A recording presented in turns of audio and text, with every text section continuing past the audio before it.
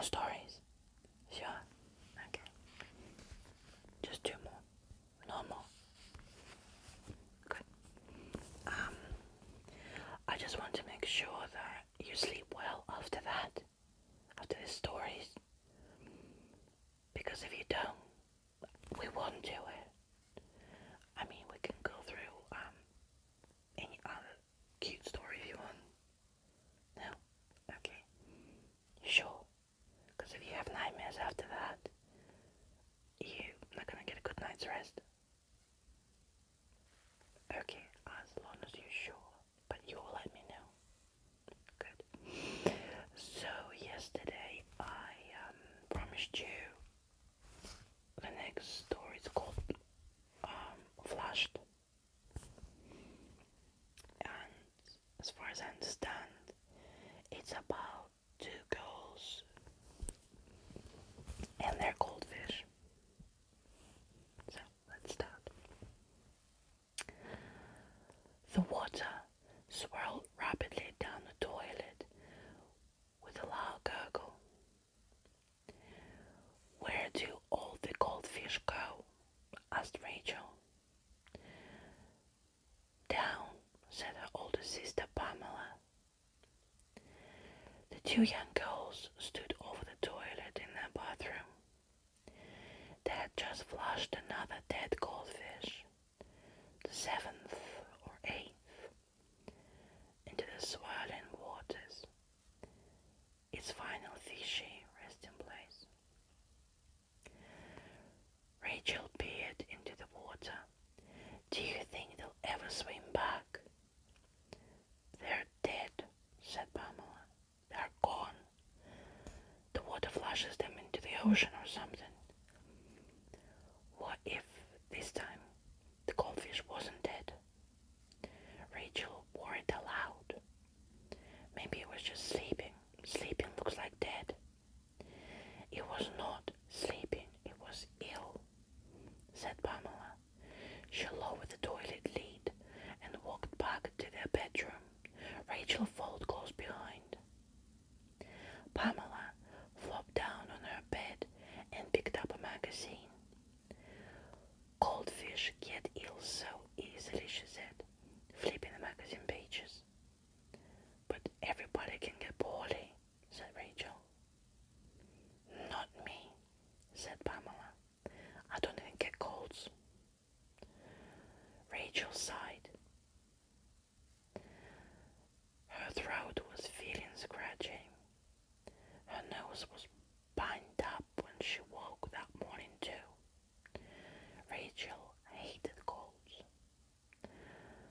The fish wouldn't have been ill if you hadn't fed it so much, said Pamela, without looking up from her reading. But it was hungry, Rachel protested. How can you tell? It's sad, sad eyes, said Rachel. Fish eyes always look the same, Pamela said.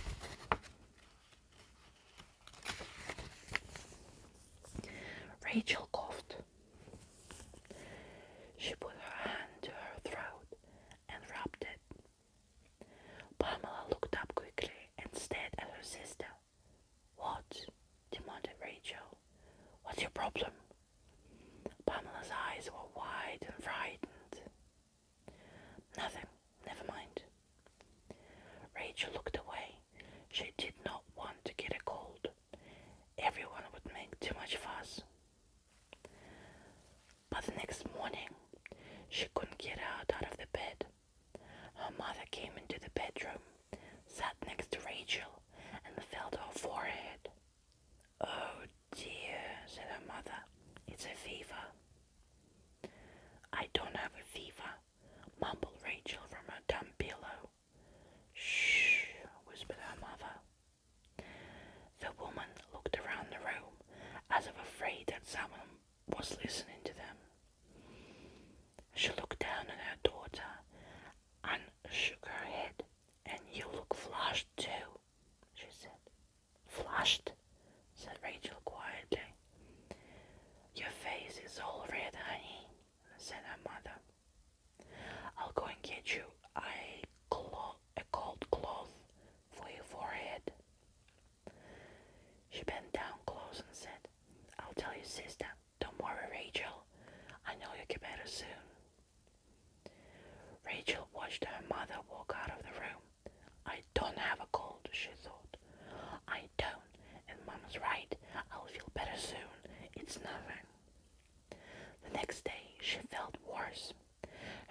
Roger had risen. Her throat was raw and raspy. Her cough could be heard throughout the house. Pamela came to see her sister. She stood by the door with a frown on her face. "Can you please keep it down?" she said. "Everyone can hear you." "I can't help it," said Rachel. Suddenly she coughed again, long and loud. Pamela looked up at the ceiling. "Too late," she said. Outside the house, two huge gold-colored fins reached down. The fins gripped either side of the building, raised it up in the air, and then began shaking it. Screams and shouts could be heard within.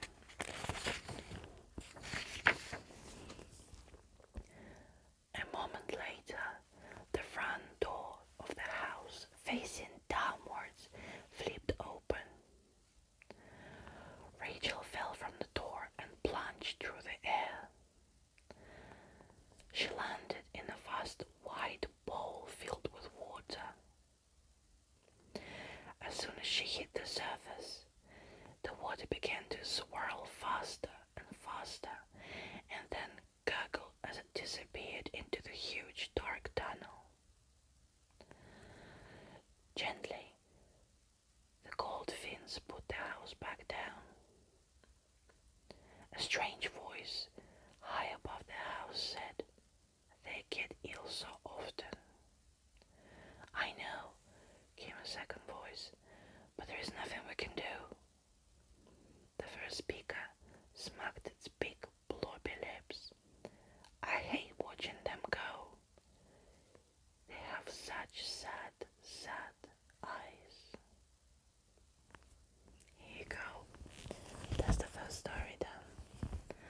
Right, the second one. Oh yeah. It's kind of a, I don't know, a weird one. It's called the horn lock.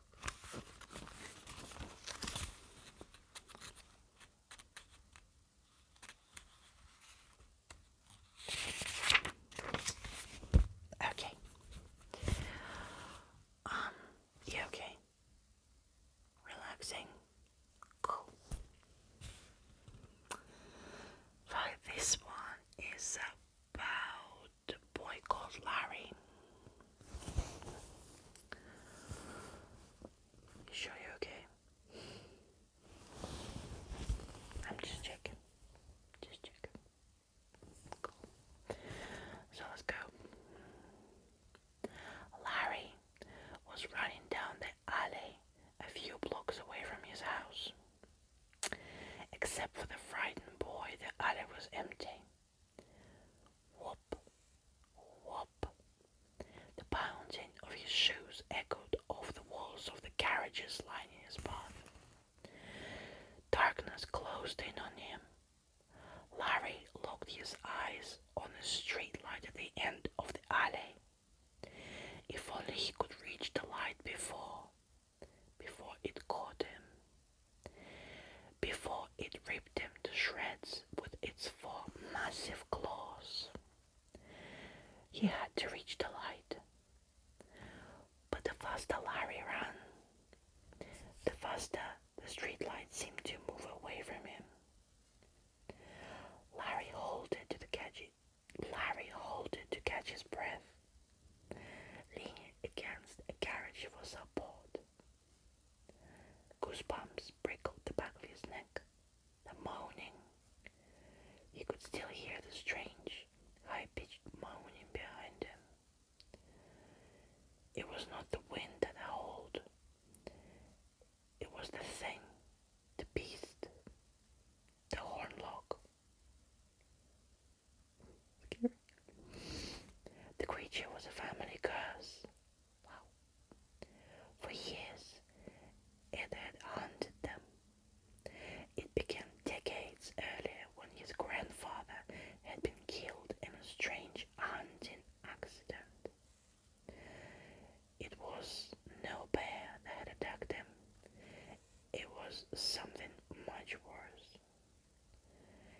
same creature had found Larry.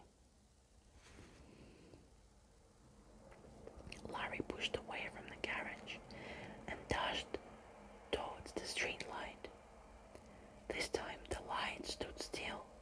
It didn't glide further away like before. The lamp's glow grew brighter and brighter. The howls grew louder, closer. Strength was draining from Larry's body. His lungs burned. His chest tightened with a knot of pain. He couldn't feel his feet. Larry had been running for so long, he didn't know what time it was. He only knew that it was late and dark. He couldn't even remember what day it was. Another howl ripped through the night. The boy lowered his head, gritted his teeth, and strained with all his muscles. He had to reach the end of the alley. Bang! The light went out. The boy looked up. The street light was blocked by a large shadow. The shadow howled and reached out with 4 powerful arms. Deadly talons at the ends of paws shine green with an eerie light. The boy's shoulders were gripped tightly. Larry screamed. "Larry! Larry!" came a voice. Larry opened his eyes and saw his mother. His bedroom had vanished. Then he remembered he had decided to sleep out on the front porch that night. It was a cool summer night, and the sound of crickets had lulled him to sleep. His mother was sitting on the edge of the air bed he slept on, shaking him awake. "It was just a dream," he said. "A stupid dream about a monster," because he'd be reading horror comics before bed, like we are. "What time is it?" he said. "It doesn't matter," said his mother. "Now hurry up and get out of bed. We don't have much time." "What's going on? Where's Dad?" A man's scream shook the house. Larry threw the covers off and hopped up from the bed. Comics spilled off the sheets. He was wide awake now. "Larry, don't!" cried the mother. The boy shrugged his mother's hand off his shoulder and ran into the house. The house was dark, but he could still see from the light of the street lamps outside filtering through the windows. He turned the corner, headed into the living room. A face jumped into view. His father. He looked shocked. No, he looked terrified. "The Hornlock, Larry," said his father. "The Hornlock is in the house." And this time,